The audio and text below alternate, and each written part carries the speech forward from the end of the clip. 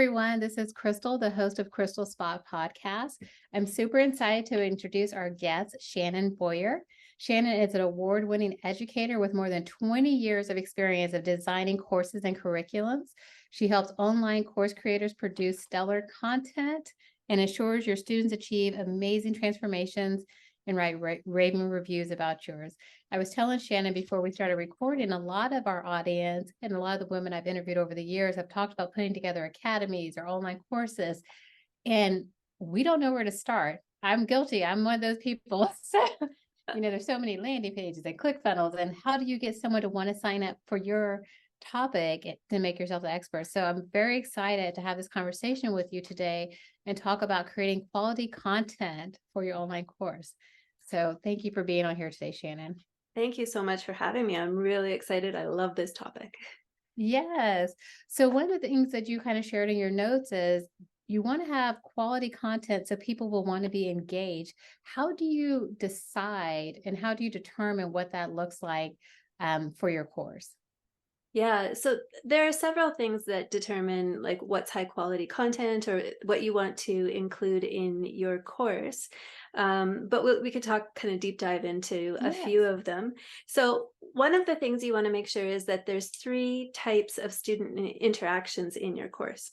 So everybody automatically thinks of like the student to content interaction. That's the student watching your videos, going through your workbook, reading any kind of text that you have. So that's like the first thing that comes to mind, and that's important. But there's 2 other things too, 2 other kinds of interactions you want your student to have. One is student to instructor interaction. Now, depending on how you run your course, this is going to look different in different kinds of courses. So you may have a cohort-based group where they're all starting at the same time and they're progressing through the course at about the same pace. And so student to instructor interactions in that kind of a course might be regular Q&As, where they're live. It could be an access to coaching. Sometimes people will pay like a premium to have access to coaching with you. It could be in a community where you are active in that community, giving people feedback. It could be where they're submitting something to you I'm going to call it an assignment, but they're submitting something to you for review or feedback on. So that's all of the ways that your students are having interaction with you.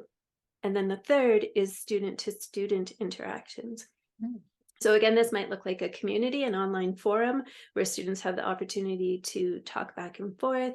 It could be something that's facilitated within the course. Again, I've seen live Q&As where, students kind of interact with each other because they're getting to know each other and talking. It can be small groups where the students meet on their own, a peer-led group, and they talk about the content and help each other and support each other. So there's lots of different ways that you can facilitate these interactions, and the more you have, the higher quality that your course will have and the more engagement your students are going to have. I think that's really important. And I like the way you pointed out those 3 different type of interactions, because that actually helps you get a better course because you're getting real-time feedback.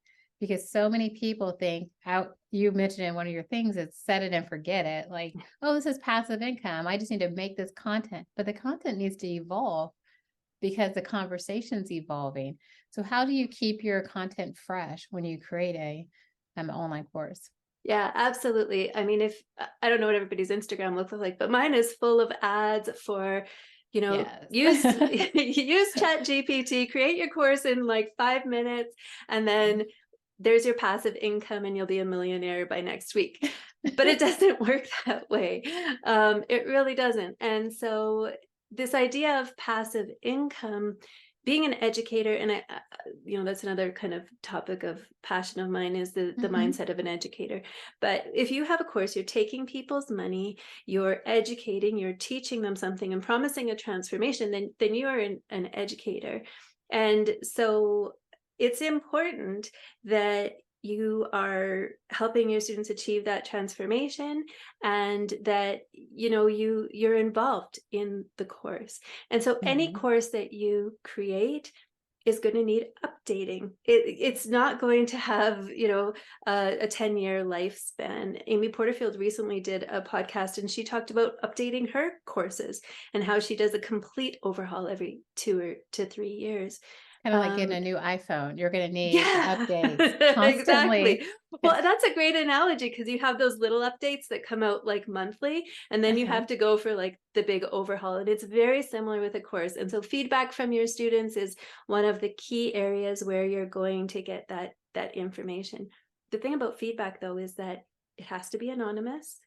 Um, Oh, because if your students, and I call it students, I mean like the people in your course, if yes. your Yeah. students love you, they're not going to tell you the truth.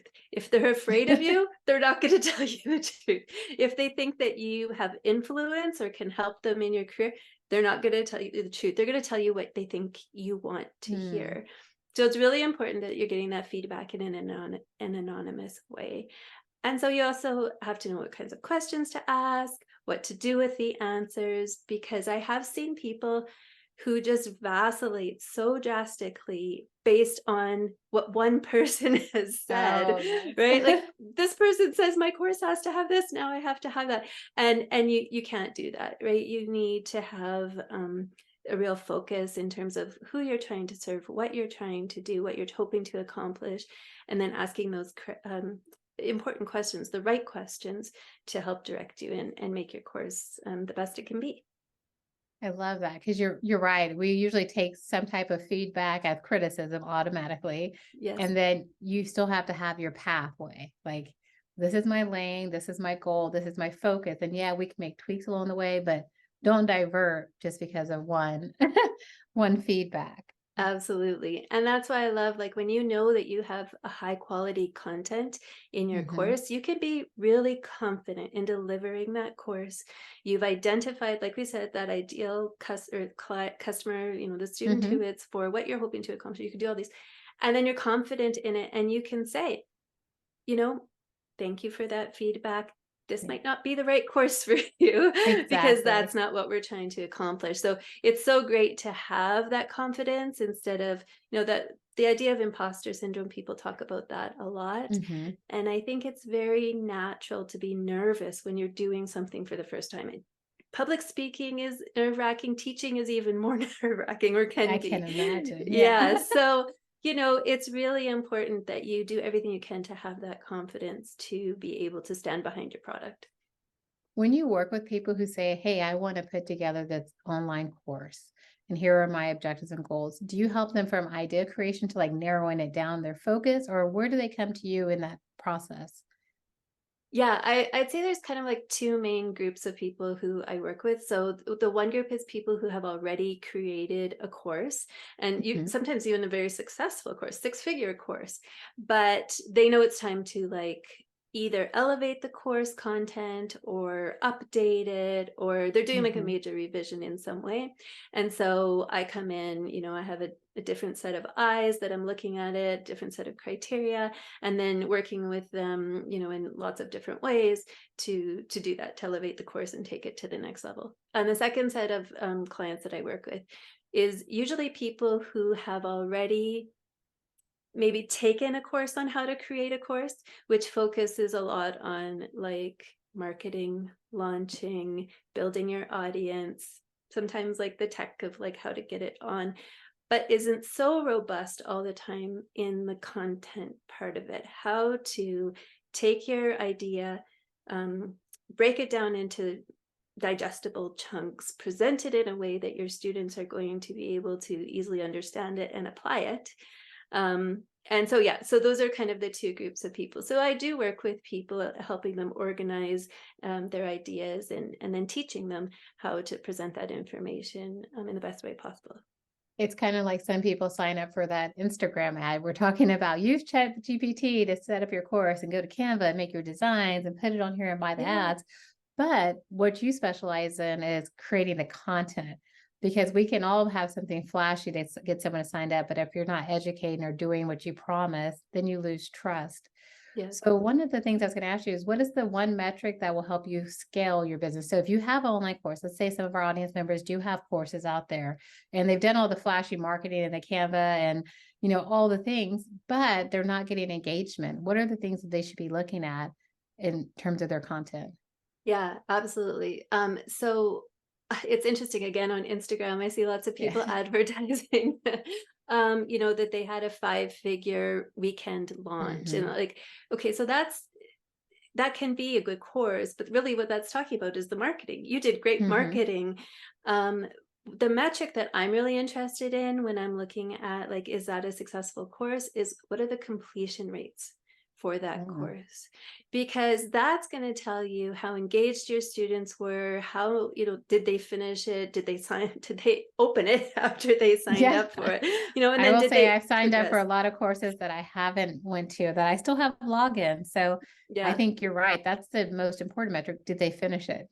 Yeah, Did they? and yeah, and that's going to tell you a lot about your course, but it's also so key because the people who finish your course and are like raving about it are going to give you Hmm. awesome word of mouth referrals, which are the best, the testimonials. They're going to be amazing affiliates for you. They are going to be looking to buy more products from you. They already know, like, trust and have, achieved some great outcomes from you already. So one of the things that's interesting is like when the course ends, I think every course creator I know is finished with the student in terms of that course. There's still Hmm. newsletters and things like that. But what I would love to see is more people reaching out to their students 3, 6, 12 months down the road. Because think about all those courses that you've signed up for. Some Yes. of them I forgot the login. Like, were they on Kajabi? Were they on Thinkific? How do I even go find that course again? Right? I don't remember. Something And comes no up in one your has life. reached out to me. Exactly. Exactly. Something comes up in your life and you can't do it as you intended. Doesn't mean you're not still interested in the course or you wouldn't still Hmm. benefit from it. So those are like, there's opportunity there. There's money on the table. If those course creators were to just reach out with an email and be like, hey, signed up for my course 6 months ago, noticed that you weren't able to finish it at the time, Yeah. just here's a link for it again, here's the login information, and here's a reason to re-engage with it, you're going to be a lot more likely to have that student re-engage and complete your course, which is really what you want. I don't know if you can give information on who, but what is one of your best success stories of helping someone create their content?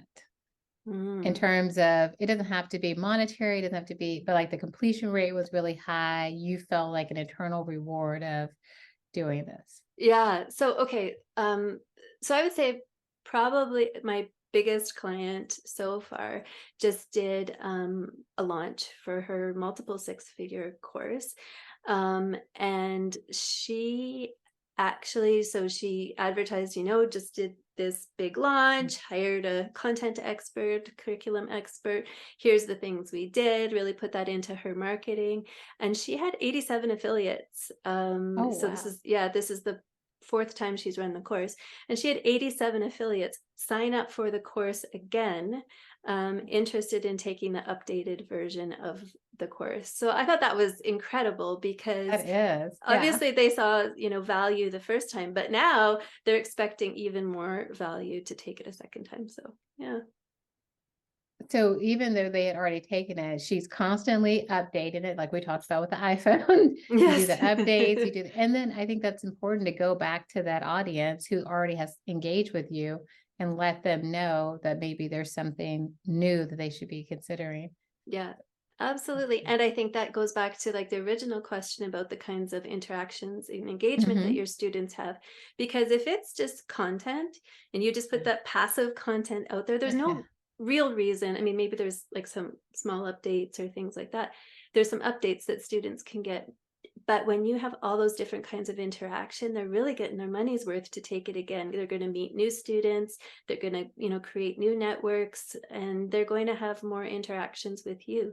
So having all those different kinds of connections in your class gives your alumni more motivation to continually engage in. And it's like, usually the alumni would pay a discounted rate Mm-hmm. for the course, but that's great source of It's income there worth it. too. Yeah. Yeah. Well, and I was going to say, when you talk about creating the engagement between the course people who are doing it peer to peer and peer to instructor, this is a technical question. Do you guys use that usually on like a Facebook group or a mastermind group, or do you have an outside platform you recommend people to use to create those personalized niches? Yeah, it's a really good question because so I'm going to take it on two levels. Of So the course. community for the course, where they're kind of that online forum, many of the platforms, the learning management systems, they have an opportunity for a Oh, community within that. Some don't, and some people choose to do Facebook groups, even if there is a community within the forum, because it's something that students are familiar with. People, sorry, I'm a teacher, so I'm an educator, yeah. so I say students, but Well, it's what everyone's a student. I'm a student today learning from you. So completely understand. You can use student. Yeah. Yeah. So, it's in people's routine. It's a habit of Mhm. theirs already. They're in Facebook, so it's quite easy for them to check groups. So some people find that they have more engagement if they're doing it in a Facebook group. There are a whole bunch of other issues with doing it in Facebook that, Yes. right? So that's a reason to do it in a community based within your learning management system in your platform, whether it's Kajabi or something else. Um, then the small groups. So if you're creating groups for your students to interact with, or yeah, to interact with each other, Hmm. that's often just the students set it up themselves. So they might do it in Zoom, they might do it in Google Meets. And then oftentimes they'll even set up another daily. So that'll be like a weekly meeting. And then they'll set up like a daily, like a WhatsApp or Voxer or Marco Polo, something like that. And so then they can have that like, oh my goodness, I'm really stuck on this or I'm struggling. And then, people can kind of help them along the way. So there's lots of opportunities to create pathways and connections between your students. And I love that because what you just explained is while it's passive income, you are doing activity. There's constant activity and monitoring the group chats, the WhatsApp, the groups, but that's how your content evolves and grows. What is one orthodox piece of advice you would offer to online course creators if they wanted to get referrals and repeat sales? Yeah, actually, I gave it to you. I already gave Yeah, you this, which was to contact your students even after the course has finished. So, like I said, it's very unusual. I don't know. There's probably people doing it, but I haven't seen them or heard of them. But just to continue to see value in your Mhm. students after the end date of the course. And you would think that was such a simple thing. I wanted you to repeat it again because I knew how important it was. So in my professional life, I own a real estate brokerage, and referrals are the backbone of our business. And that's based on staying in contact or staying in flow or testimonials. Like we do a lot of emphasis on getting your past clients, like you said, affiliates Yeah. coming back and getting a discount or some type of a perk on taking the new courses. So I think that's so important because a lot of people think they have a one-time sell when you could have that client or customer or student Yes. 8 to 10 times. Yes. They Yes. want to continue to grow and learn with you if you have the information out there for them. How can Absolutely. people find you? Where are you best able to be connected? I know, and everyone, I've already went to our website and downloaded the 7 things your online course must include to max your student referrals. Make sure you guys all get that. It's a great handout. I'm super excited about it. I'm going Yes. to print it off now because in 2024, my goal is to have my first little academy. Not through Awesome. ChatGPT. I'm going to be calling you. Awesome. I'm so excited to see what you come up. And yeah, thanks for asking. So on Instagram, it's at Shannon L. Boyer, Boyer. My website is the same, www.shannonlboyer.com. The L is important because there are many Shannon Boyers and some of them are interesting. So We'll make sure we shannonlboyer.com. put the L in there, guys. Yes, please. And yeah, so the guide is also on my website under freebies, and there's an opportunity at the end of the guide to sign up for a free discovery call with me where we can see. So it's not a sales call, nothing icky, just you and I sit down and chat and see if there's a match and an opportunity for me to help you with your business and your course, and also a discount code for the first coaching session. So lots of reasons to check out that website. And we're going to kind of go backwards again. How did you get started in this work? We're good from the end to the beginning. Yeah. So that's a long question, depending on where you want to start. It probably starts when I was 4 years old. But so I was, yeah, teaching in college. I was an administrator at a college. I did that for 20 years and working with a really, really interesting demographic of students. And then I, in my 40s, had kids. Oh, wow. And yeah, and during COVID and everything else, and just started to look for different ways to pivot my business to be more Mhm. flexible, spend more time with my children. And because of COVID, enrollment was down, and I was offered an opportunity to take a voluntary buyout from my Mm. job. So that gave me a once in a lifetime opportunity to, Yes. go down this path and start to explore working with clients one-on-one, which is what I'm doing now. I love that. I love that. You know, because so many times we kind of think our path is one way and then we see different things and we all learned to pivot in COVID. That Yes. was the word of 2021, 2020, 2020, 2021. Try not to use it as much, but we I still are know. all learning. And we have to look, I have to look up some synonyms for pivot. I'm with But you. that's what a great story because it seems like you really have a passion for what you do and how you're helping people and being able to reach students in all different, like you said, you had a diverse group of demographics of students and everyone learns and takes information differently. And I think what you're doing is really important. I thank you for that. I'm super Thank you. excited to follow up with you and see how everything's going. What is your, if we're going to wrap this up with your one goal for 2024?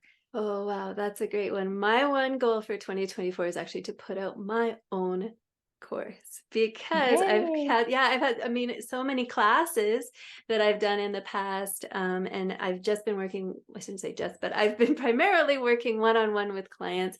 And I've seen, so many opportunities to Mhm. teach these skills and these concepts even more. So that's my goal too.